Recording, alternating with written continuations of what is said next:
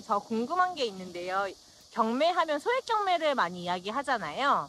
그런데 소액으로 어떻게 부동산 투자가 가능한 거죠? 경매라고 하면 소액으로 할 수 있다, 이런 얘기를 많이 하죠. 예, 맞습니다. 경매 투자를 하면 소액으로 충분히 가능한데요. 그 이유를 많은 분들은 싸게 살 수 있으니까 소액으로 할 수 있다, 이렇게 아시는 분들이 많아요. 근데 그것도 맞는 말이고, 제가 실제 이 전업 투자를 하면서 느낀 거는 싸게 사는 것뿐만 아니라 경매가 대출을 많이 받을 수 있기 때문에 소액으로 할 수 있다고 하는 겁니다. 근데 결국엔 아파트는 대출 받을 수 있는 퍼센티지가 똑같은 거 아니에요? LTV 비율을 얘기하는 것 같은데요. 우리가 이제 일반 매매를 할 때 은행에 가서 담보대출을 받을 때 LTV 보통 70 이런 얘기를 많이 들으셨을 거예요. 그 얘기는 뭐냐면 시세 70%를 대출을 해준다는 얘기예요. 근데 여기서 이제 조금 구분해서 생각해야 되는 것은, 아파트라는 거는 이제 시세가 거래가 많이 되기 때문에 우리가 이제 흔히 말하는 KB 시세를 기준으로 70%를 대출을 해준다라는 거고요.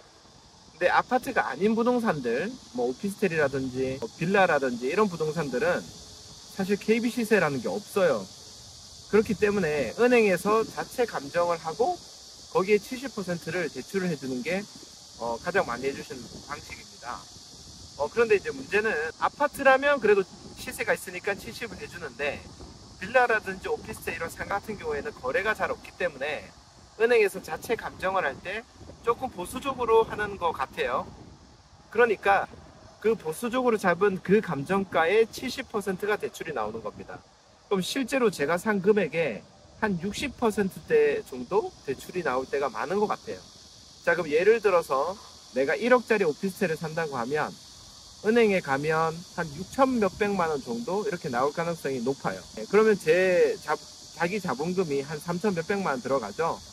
자, 그런데 이걸 경매로 낙찰을 받았다고 한번 생각해 볼게요. 우선 싸게 받았다라는 그 지수를 빼고 그냥 1억에 또 똑같이 낙찰 받았어요.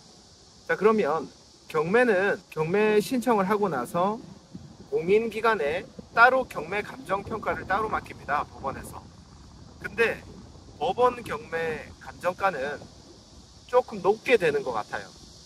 예를 들어서 시세가 한 1억 정도 하면 오피스텔을 예로 들면 한 분양가 정도, 한 1억 2천에서 1억 3천 정도가 아마 감정가로 잡힐 거예요. 그러면 감정가가 1억 3천이고 내가 낙찰받은 금액이 1억이라면 은행에 이제 대출을 받으러 가요. 자, 그럼 은행은 어떤 기준의 70%를 대출해 줄 수 있을까요? 바로 법원에서 의뢰한 경매 감정가의 70%를 은행에서는 해줄 수 있는 겁니다. 자, 방금 예시를 들었을 때 그렇다면 법원 감정가인 1억 3천에 70%를 대출해 준다. 즉 9천만 원까지 대출을 해주는 거예요.